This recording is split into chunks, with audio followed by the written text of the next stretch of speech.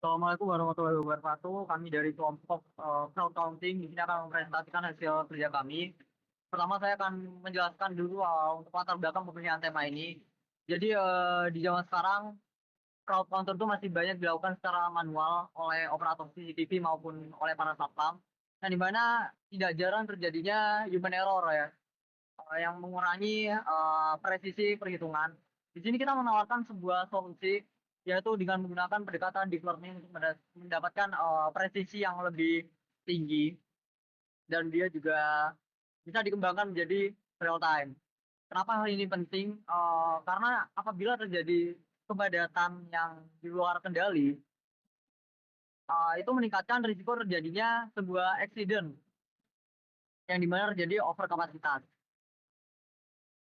Oke, selanjutnya saya akan review kode yang sudah kita buat.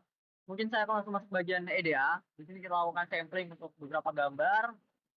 Nah, di sini untuk datanya sendiri dia punya dua label. Yang pertama adalah label jumlah manusia dan juga titik koordinat berwarna merah.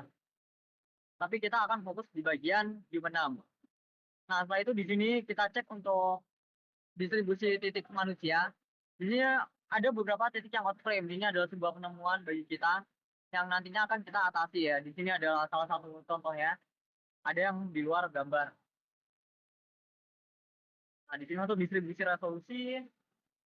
Nah, kita masuk bagian cleaning. Yang pertama kita atasi di sini adalah mengatasi out frame tadi. Jadi caranya dengan menghilangkan titik yang berada di luar gambar. Kita hapus dan juga dihitung kembali untuk titik-titik berwarna merah. Otomatis jumlahnya akan berkurang mengikuti jumlah titik yang dihapus. Nah, di sini kita lakukan padding untuk menyelaraskan resolusi supaya eh, proporsinya itu bertahan ya. Makanya kita gunakan padding. Nah, lanjut di sini density map. Ini salah satu implementasi dari kode juga. Di sini density map dibuat dengan Gaussian blur dengan sigma bernilai 5. Jadi titik merah di kepala tadi akan dilakukan spread sehingga menghasilkan sebuah density. Oke, selanjutnya adalah kita lakukan down sampling terhadap density map untuk biar proses komputasinya di dalam training model lebih cepat. Kita down sampling dari density mapnya kita bagi dengan 8, jadi ini misalnya 360 kali 640 tadi kita bagi 8, makanya ini nanti down sampling mapnya cuma 80 kali 45. Selanjutnya untuk pre-processing split ini kita masukkan data-data tahu kayak notasi baru yaitu nama filenya, notasi image-nya, poinnya, jumlah 6 dan juga density map yang sekarang ukurannya udah lebih kecil. Lalu ini adalah untuk dataset yang akan diimport atau dipanggil ke tors biar bisa langsung masuk yang bentuknya udah bentuk tensor. Terus kita splitnya 0,2 atau 80% dan 20% sisanya adalah untuk tes. Ini data loadernya kita pakai BCS4. Ya ini sesuai sama mesin yang kita punya.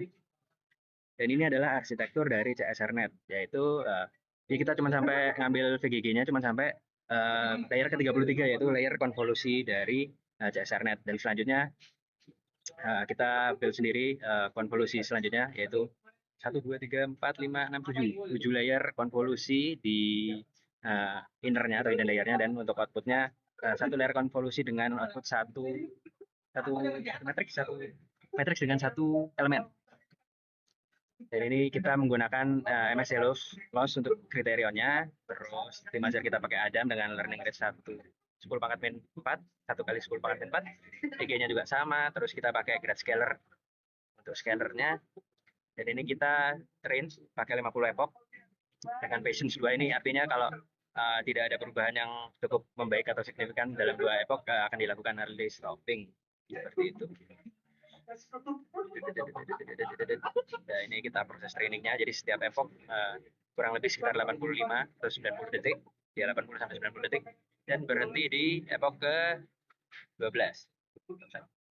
Di epoch ke 12, nah di epoch ke 12 kita mendapatkan model dengan apa namanya metrik terbaik yaitu MAE 193 dan juga MSC-nya 10 kalau nggak salah tadi.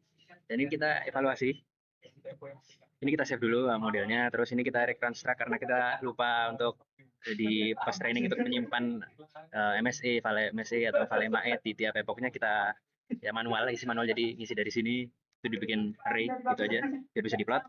Dan ini plotnya bisa dilihat dalam 2 epoch aja udah untuk training MSE-nya udah lumayan ketemu apa namanya elbow-nya, dan juga MSE validation MSE-nya juga. Terus ini gimana jalannya MAE atau validation MAE-nya di tiap epoch, seperti itu. Ini perbandingan antara jumlah prediksi dan jumlah asli, jadi lumayan, tapi mungkin masih lebih bisa di miringin lagi lah ya.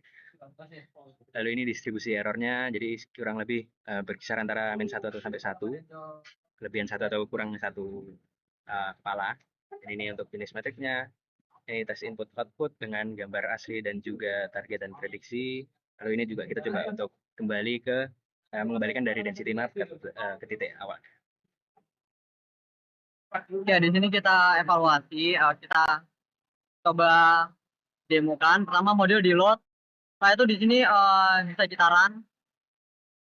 Ini adalah kode yang paling penting. Jadi model tadi akan melakukan prediksi terhadap test loader, dan dia akan menyimpan 3 sampel yang akan kita plot di bagian berikut. Nah, di sini untuk tes input output. Nah, di sini kita bisa lihat bagaimana model berhasil melakukan prediksi. Jadi ini adalah inputannya, yaitu gambar asli dengan target seperti berikut. Targetnya itu sebuah density map. Dan di sini model berhasil mendapatkan hasil prediksi dengan error yang cukup kecil. Di antaranya ada 0,3, 0,8 dan juga 1,7 yang kami rasa hasil itu sudah cukup baik. Tapi kalau mungkin karena keterbatasan waktu untuk demonya sekian, kurang lebihnya mohon dimaafkan. Wassalamualaikum warahmatullahi wabarakatuh.